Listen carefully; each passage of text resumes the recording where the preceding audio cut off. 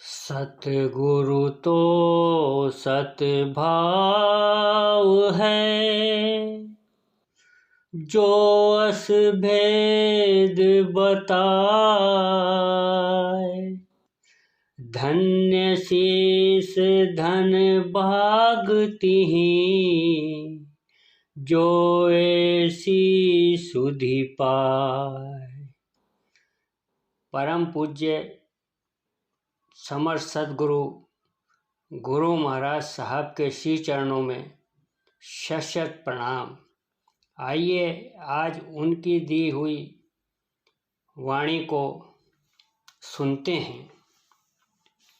संतों की शैली यह है कि यदि भगवान को भजना चाहते हैं और यदि अतिशीघ्र उसका दर्शन करना चाहते हैं तो किसी जिंदा गुरु जिसको तुमने कई बार देखा और समझा हो, ऐसे भक्त के रूप में अंदर उसे खोजो।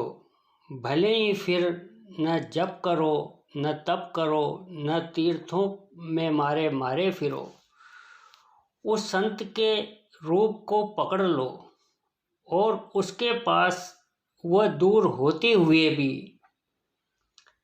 हर समय चलते फिरते सोते जागते 24 घंटे उसी पर ध्यान जमाए रखो।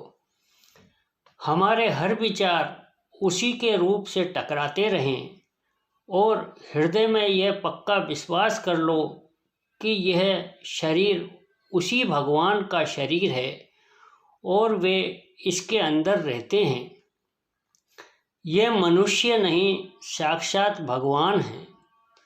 इस प्रकार किसी अन्य भगवत भक्त को गुरु के रूप में हृदय में धारण करना और उसका ही हर समय चिंतन करना भृंगी साधना कहलाता है।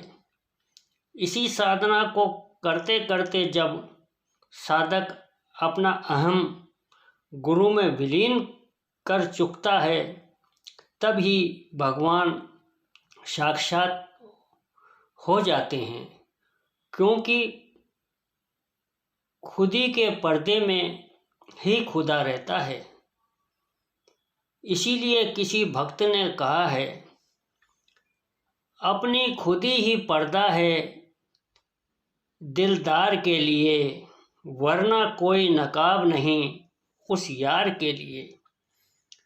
अहम मेटना, अपना अस्तित्व खो देना ही दर्शन की कुंजी है। कितना सुलभ उपाय है। इस साधना से गुरु में होती हुई सुरती की धार सीधी भगवान से टकराती है और गुरु की सारी शक्तियां शिष्य में उतर जाती हैं। जैसे लोहा चुंबक की शक्ति को खींच लेता है।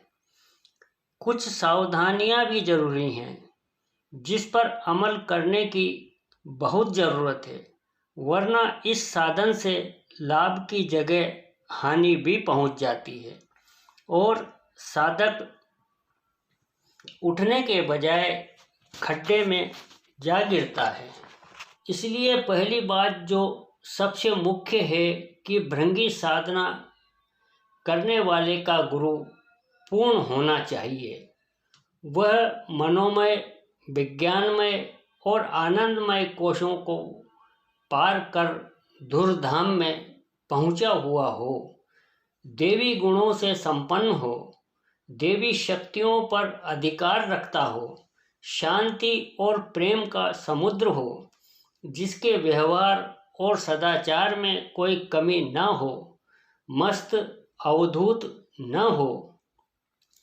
दूसरी बात यह है कि यदि तुम ग्रस्त हो तो तुम्हारे लिए ग्रस्त गुरु होना चाहिए, और यदि तुम विरक्त हो तो विरक्त गुरु होना चाहिए। ऐसे गुरु महाराज को शत शत प्रणाम।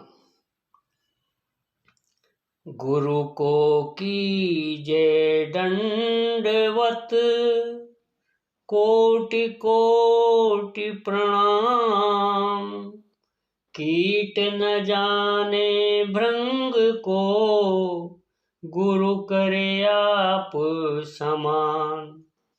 यही सब हमारे परम पूज्य गुरु महाराज ने हम सभी साधकों को समझाया है और हमें भी उनकी बात पर अक्षरशः पालन करना चाहिए। ऐसे परम पूज्य गुरु महाराज के श्री चरणों में शत शत प्रणाम।